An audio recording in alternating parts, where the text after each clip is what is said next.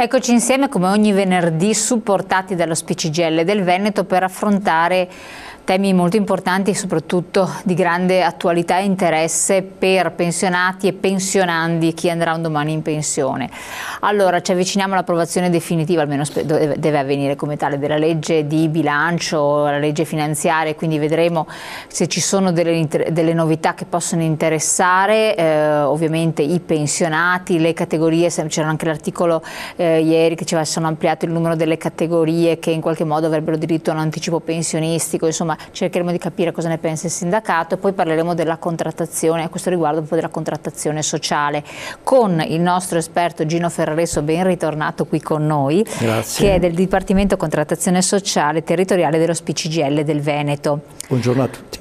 Ben arrivato. Allora, arduo compito di spiegare ai nostri telespettatori, con parole semplici, ve lo promettiamo, che cos'è la contrattazione sociale e facciamo anche il punto della situazione, partendo un po' da qualche tempo addietro ad arrivare fino adesso. Poi nella seconda parte della trasmissione andremo alla situazione attuale. Ok.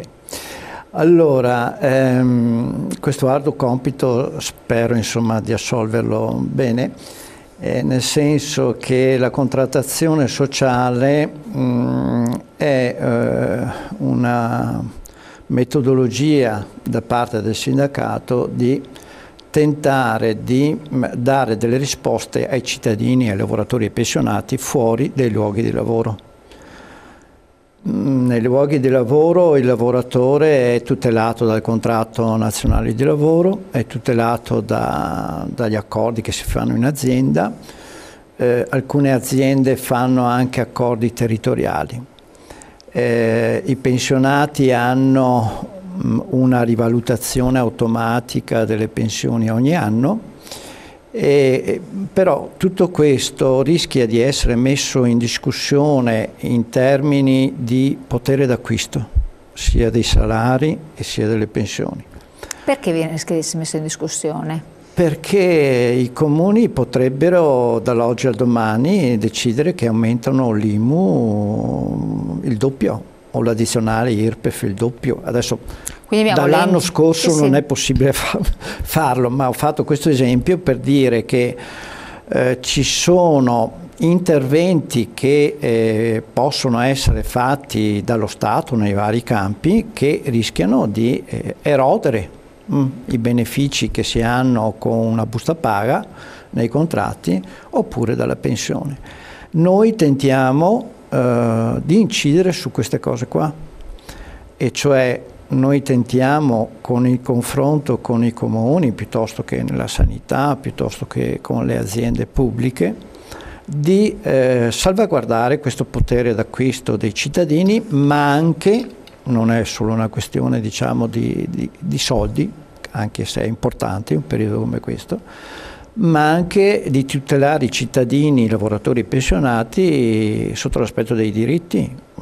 Potrei fare qualche esempio sulla sanità, insomma, certo. C'è la sensazione, che non è solo sensazione, che non solo le prestazioni costino di più nella sanità, ma anche che queste prestazioni è sempre più difficile averle.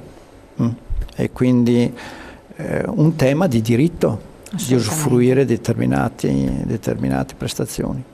Un po' questo è il nostro obiettivo, quindi in tutto il Veneto da tempo noi facciamo questa attività ovviamente la facciamo come sindacato dei pensionati, ma anche come confederazione, e la facciamo insieme anche a CISL e UIL.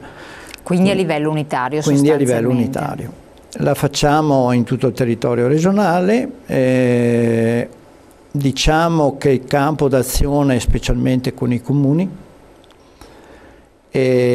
anzi oggi parleremo prettamente di questi confronti con i comuni, ma ci stiamo attrezzando nei confronti anche con le USL. Potremmo aprire una discussione magari in un'altra puntata, oppure con le case di riposo, altro tema scottante per quanto riguarda gli anziani, ovviamente. Quindi un po' questo è l'ambito sul quale noi ci muoviamo. In tutta Italia questa attività nel 2016 ha prodotto 1 migliaio di documenti in tutta Italia. Però. Nel Veneto nel 2016 noi abbiamo prodotto circa 150 documenti. E cosa servono questi documenti? Questi documenti, dice, è la fine, questi documenti producono degli impegni da parte delle amministrazioni con cui noi andiamo a contrattare. Quindi impegni che dovrebbero vincolare. Esatto, esatto. Per esempio, una delle cose che facciamo con tutti i comuni, un vincolo che chiediamo quando facciamo questa contrattazione sociale, è che il comune si impegni a confrontarsi con il sindacato confederale dei pensionati in sede di approvazione del bilancio di previsione. Noi proprio in questo periodo in tutti i territori a novembre, ottobre e novembre abbiamo mandato una lettera a tutti i comuni del Veneto. Abbiamo detto: cari comuni, cari sindaci, noi avremo piacere di incontrarvi per ragionare sulle poste del bilancio, perché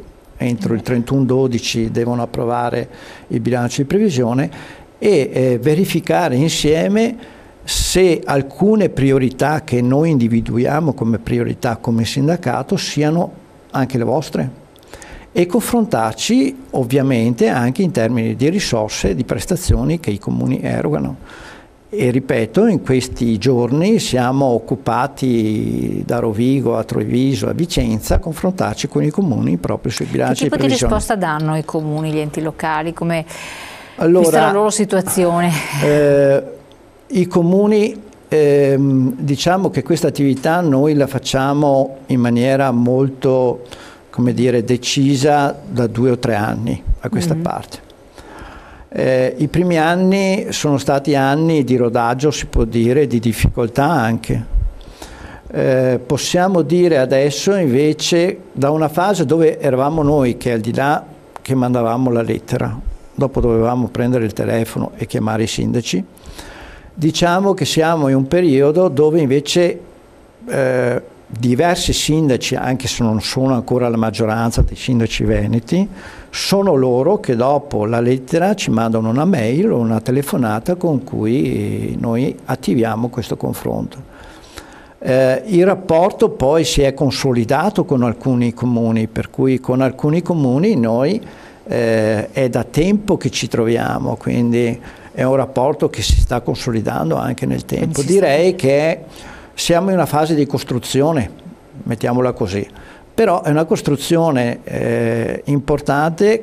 Per esempio ho dato un numero che è quello di 150 documenti fatti nel 2016, i documenti fatti nel 2014 erano 120, quindi ne abbiamo prodotti una trentina in più, e a settembre di quest'anno eravamo quasi a pari, diciamo, dell'anno scorso, quindi vuol dire che stiamo, come dire, ripeto, consolidando questa pratica. Perfetto. Un attimo solo chiedo alla regia se mi metti in onda il messaggio. Questo è il secondo, dopo vediamo quello di prima. Detto che il sistema americano non mi piace, se vogliono far pagare i servizi quale sanità, giustizia, eccetera, devono togliere le tasse a cui tali servizi attingevano prima.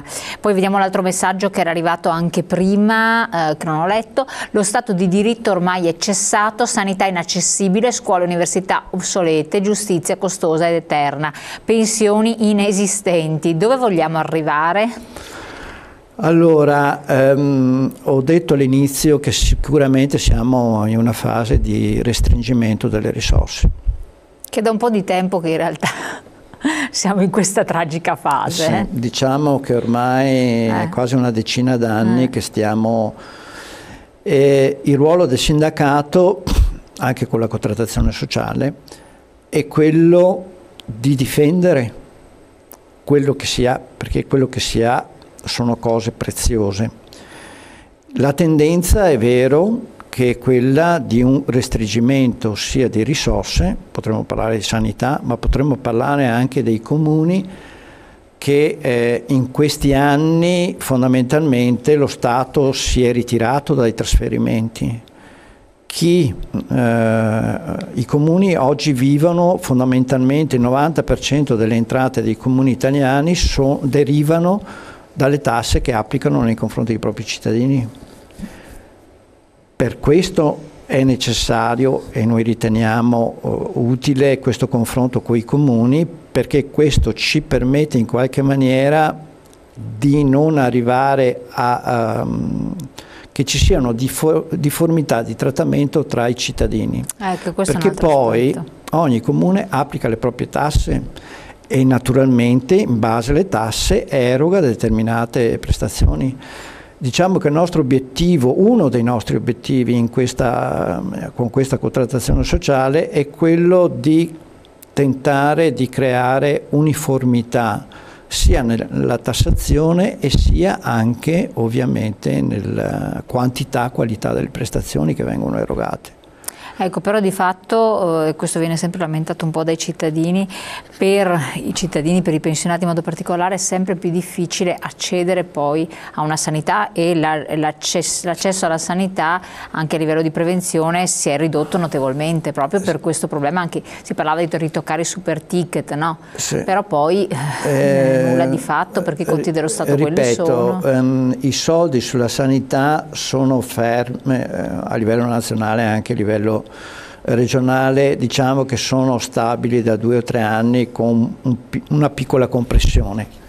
Il problema che abbiamo è che abbiamo una popolazione sempre più vecchia e naturalmente la vecchiaia porta a delle cronicità e quindi dei costi molto più pesanti rispetto al passato, e questo è un primo dato.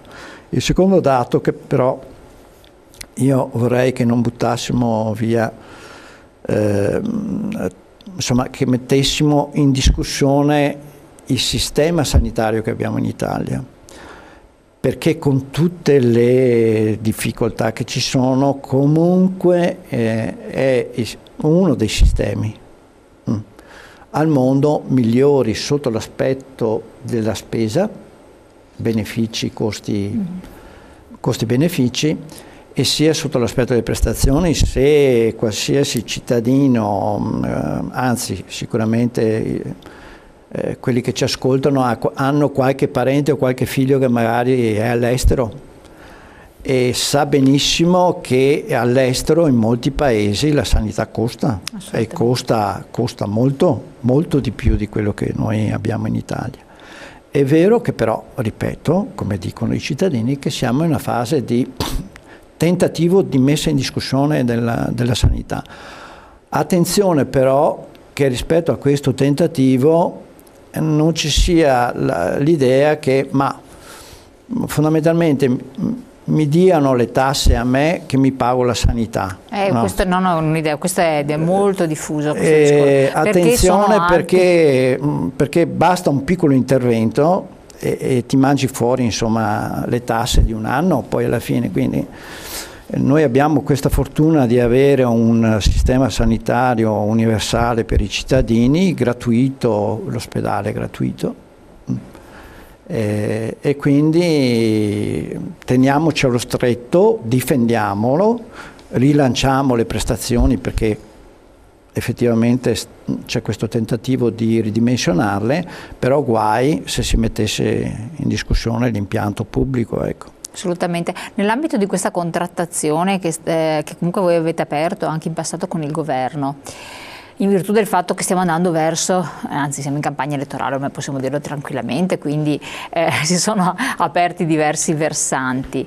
Avete qualche margine? Avete fatto anche delle richieste ben precise? Auspicate in qualche cosa? Perché la trattativa precedente aveva ottenuto ben poco, poi ne parleremo nella seconda parte della trasmissione. Che cosa c'è cosa vuole in pentola? Col confronto del governo adesso vedremo alla fine la legge della stabilità come uscirà. Noi, al di là dei provvedimenti sulle pensioni, no? Sui quali noi abbiamo un giudizio critico, abbiamo fatto anche delle manifestazioni il 2 dicembre come CGIL, perché pensiamo che si poteva e si doveva fare di più. Un altro tema a noi caro, e su questo abbiamo ribadito la nostra idea, E questo dei ticket, in particolare abbiamo chiesto che venga abolito il super ticket che c'è non in tutte le regioni ma in quasi tutte le regioni, e poi applicato in maniera diversa, perché questa poi è l'assurdità, che noi abbiamo una sanità che è molto diversa dal Veneto, piuttosto che la Lombardia, piuttosto che l'Emilia, piuttosto che la Basilicata, perché poi le risorse che vengono messe a disposizione sono diverse e utilizzate in maniera diversa. Forse sarebbe utile che le prestazioni essenziali in tutto il Paese fossero veramente garantite a tutti i cittadini in maniera uguale. Non è così, e quindi c'è la necessità da un lato di abolire questo super ticket, che insomma è una spesa ovviamente a carico dei cittadini e in particolare dopo ricade sulle fasce più deboli. L'altra cosa è garantire a tutti i cittadini che vengono applicati i livelli essenziali di prestazione, che in pratica sono i livelli gratuiti che la sanità offre, che ripeto in tutto il Paese non è proprio così. Che non è uguale dappertutto. No, c'è un monitoraggio da parte del Ministero e purtroppo non è così. Come è messo il Veneto? Il Veneto ha peggiorato negli ultimi anni, mettiamola così. A livello di costi per i cittadini o a livello di prestazioni? Perché al di là del declassamento, che poi sembra sia legato anche a ragioni politiche, questo poi interessa i cittadini così concretamente. Mi costa di più la sanità qui, però è una sanità migliore, oppure è una sanità che non diciamo è più... che l'operazione che è stata fatta nell'accorpamento delle USL, che sembrava avesse l'obiettivo di produrre dei risparmi, o meglio, non sembrava, questo è quello che si diceva. Dovrebbe però ancora, i risultati devono ancora arrivare, sono state appena... Dovrebbero produrre dei risultati, delle economie che, c'era scritto nella legge regionale, dovevano queste risorse, questi risparmi essere reinvestiti nel territorio. Reinvestiti nel territorio cosa vuol dire? Più servizi nel territorio, più apertura dei medici di base, più posti di lungodegenza, più attività domiciliare. Questo non sta succedendo, anzi i segnali che noi abbiamo è di un arretramento in alcuni territori. E quindi, ma è una fase di assestamento secondo voi, perché proprio sono state appena accorpate, quindi ancora l'azienda zero sta elaborando determinati piani eccetera? Oppure... Noi pensiamo che quello che si sta facendo sulla sanità è un'attenzione molto alta per quanto riguarda la sanità, che riguarda l'ospedale. Grandi discussioni se abbiamo un ospedale in più, un ospedale in meno, un reparto in più, un reparto in meno, un posto letto in più, un posto letto in meno, e non abbiamo invece una discussione su quei servizi che ho detto prima. E quindi anche sull'ospedale di territorio e quindi tutte quelle che sono le strutture intermedie che diventano fondamentali. Esatto. E poi abbiamo capito anche delle case di riposo come servizi ai cittadini, e lì si apre un altro versante. Allora ritorniamo su questi temi, lo facciamo dopo la pubblicità e quindi continuate a restare con noi.